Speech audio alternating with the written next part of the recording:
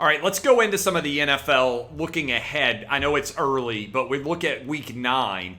I'll give you a little bit of an early read. Jets-Colts. The Jets get the win. Big upset over the Bengals. They now have beaten the Bengals and they've beaten the Titans.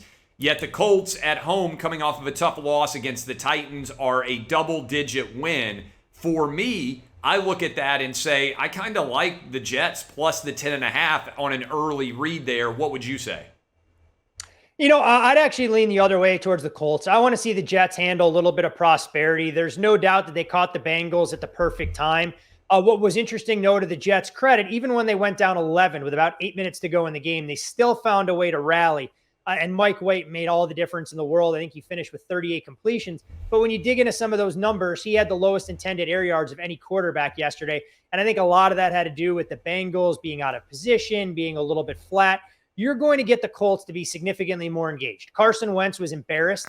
The Titans deserve some credit for that. Frank Reich got awfully conservative after they built the 14-0 lead.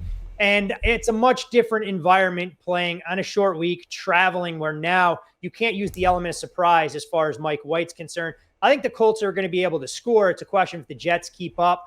My lean is actually towards Indianapolis laying these generous points in a game, I think, where the Colts can do a lion's share of the damage, and it probably goes over the total. Anything else standing out to you early on the week 9 NFL slate as you look ahead? I think the biggest game we're going to see is in the AFC North between the Cleveland Browns and the Cincinnati Bengals.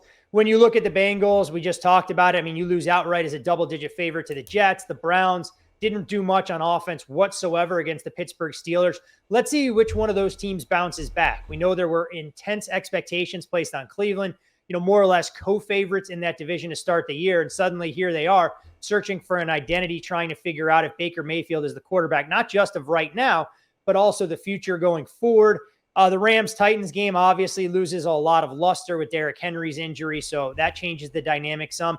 And then again on Monday night, let's see with the Pittsburgh Steelers. Can this team handle a bit of prosperity? Suddenly after a 1-3 start, they've won 3 straight games. Big Ben looked a lot better, but there's not a team and a head coach out there who aren't afraid to throw up an egg after everyone is starting to buy in.